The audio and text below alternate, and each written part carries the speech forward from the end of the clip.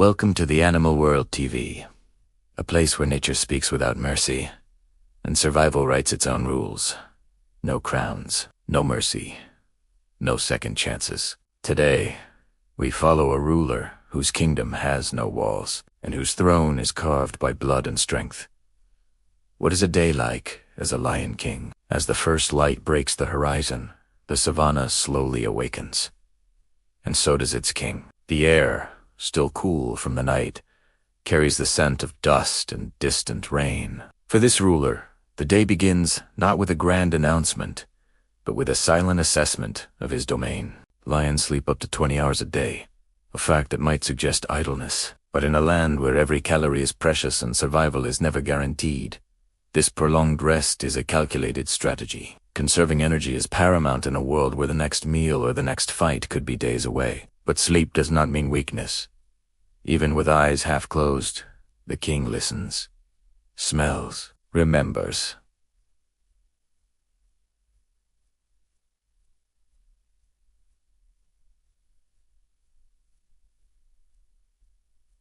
Remembers every rustle in the tall grass, every distant bird call, every shift in the wind is processed and analyzed. He listens for the low growl of a potential rival, the distress call of a potential meal, or the soft sounds of his own cubs at play. Every sound tells a story. Every scent carries a warning. This is not laziness. This is patience, a weapon sharpened by evolution over millennia. He is a living fortress. His senses, the sentinels on the walls. The first yawn is less about waking up and more about stretching the powerful jaw muscles that define his rule. A gentle stretch of his massive limbs prepares the body for the sudden bursts of power it may need to unleash. His gaze, seemingly unfocused, misses nothing. The world wakes around him, but he has been awake to its subtle currents all along. The kingdom is quiet, for now, and the king allows himself a moment of stillness before the day's duties begin. A lion's kingdom can stretch over hundreds of square kilometers, a vast and fluid territory defined not by landmarks but by the king's sheer presence. There are no fences, no signs, only presence. His reign is written on the landscape itself. The king marks his land with scent, a potent and unmistakable message sprayed on bushes and trees. He rakes his powerful claws down the bark of acacia trees, leaving deep gouges that serve as both a visual warning and another scent post. These actions are a constant, low-energy broadcast of his authority, far more efficient than endless patrols. And then, he unleashes his most formidable tool. That roar can travel up to 10 kilometers. It is a sound that reverberates through the very bones of the savannah. A deep, guttural announcement that shakes the air. It is not anger. It is a declaration. I am here. This land is claimed. For other lions, this roar is a clear boundary. A warning to nomadic males to keep their distance. For his own pride, it is a beacon of security, a reminder that they are protected. A king does not patrol constantly. He lets fear do the work. His reputation, carried on the wind by his scent and his voice, is his most effective border guard. He walks with a slow, deliberate confidence, his massive paws leaving prints in the dust, each one a testament to his power. The land does not belong to him. He belongs to the land. Its temporary and ferocious guardian. Unlike other big cats, lions rule together. The social fabric of the pride is complex and essential for survival.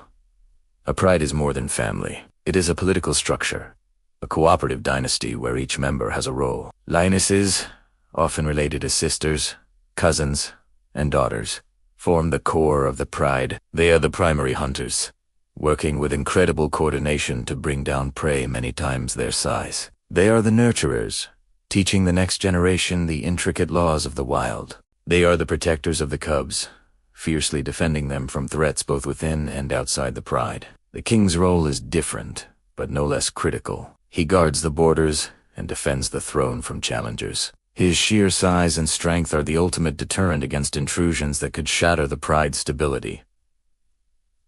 Cubs play unaware, but their future depends entirely on the strength of their king. Their playful tumbles and mock fights are practice for a life of hardship, yet their survival is guaranteed only as long as their father reigns. If he falls, everything changes. A new male, or a coalition of males, who takes over will often kill all existing cubs to bring the lionesses back into estrus and sire their own offspring. The king's life is therefore inextricably linked to the survival of his lineage. His every action, from a territorial roar to a shared meal, is an investment in the future of his dynasty. He is a father, a guard, and a monarch, all at once. Every king has enemies, and in the wild, they are never far away. The most persistent threat comes from mother lions. Young males, driven from their birth prides, roam the edges of the kingdom, waiting, watching, calculating. These nomads, often bros, form powerful coalitions. They are young, strong, and desperate to claim a territory and a pride of their own. They test the borders, listening to the king's roars, gauging his strength and age. When they attack, there are no rules. There is no honor, only a primal drive to conquer. Fights are brutal. It is a whirlwind of claws and teeth, a desperate struggle for dominance. Broken tit, torn flesh. Exhaustion. The battle can last for hours, a contest of pure will and physical endurance. One defeat means exile or death. A deposed king, injured and alone, has little hope of survival. He will be chased from his own lands, unable to hunt large prey, and will likely succumb to starvation or injuries. The crown is never inherited. It is taken. This constant pressure shapes the king's existence. He can never show weakness. Every patrol is a display of vigor. Every roar, a projection of unshakable confidence.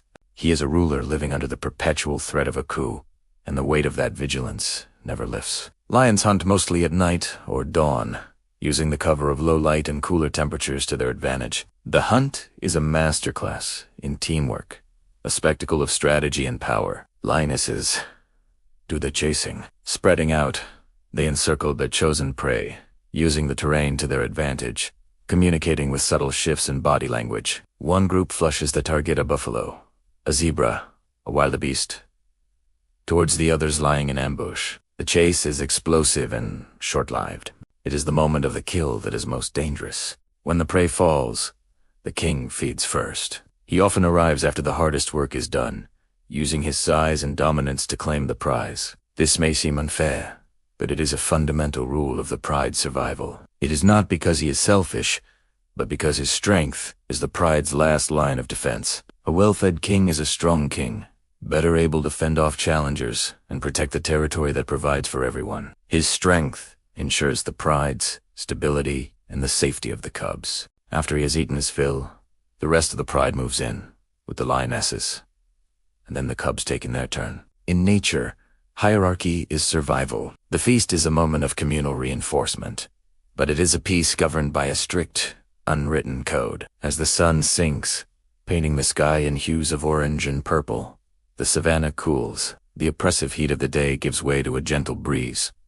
The pride rests. Bellies are full, and a temporary calm settles over the family. Cubs, energized by their meal, may engage in another round of play before curling up beside their mothers. The lionesses groom each other, reinforcing social bonds. The king remains alert. While the others find solace in the group, he often sits slightly apart, his gaze sweeping the horizon. Power is lonely. He is with his pride, but not entirely of it. His concerns are his own. There is no retirement, no peace treaty, only vigilance. The scent of hyenas may drift on the evening air, a reminder of the scavengers who are always watching. The memory of the last challenge is fresh, and the thought of the next one is ever present. Every night could be his last. Darkness does not bring rest. For the kin, it is the beginning of the longest watch. It brings danger. The night belongs to the hunters, and the savannah becomes a different world, one dictated by sound and scent. Hyenas laugh in the distance, their calls a chilling chorus that speaks of opportunism and competition. Their powerful clans can challenge a lion pride for a kill, and they pose a significant threat to cubs. Rivals move unseen. Nomadic males use the cover of night to probe the kingdom's defenses, moving silently through the shadows, listening and waiting for a moment of perceived weakness. The king listens not with fear, but with experience. He can distinguish the sound of a scavenging hyena from a hunting one. The footfalls of a harmless herbivore from the stealthy tread of a rival cat. Every nerve is taut, every sense is at its peak. He may rise and patrol the core of his territory, renewing his scent marks under the cloak of darkness. He is the night watchman, the solitary guardian of a sleeping family. Survival has taught him one truth: a king who relaxes dies. His reign is not measured in years, but in the number of sunrises he has managed to secure for his pride. A lion king is not about dominance. It is about endurance. It is about responsibility. It is about sacrifice. His life is a paradox: a ruler who serves, a warrior who enables peace.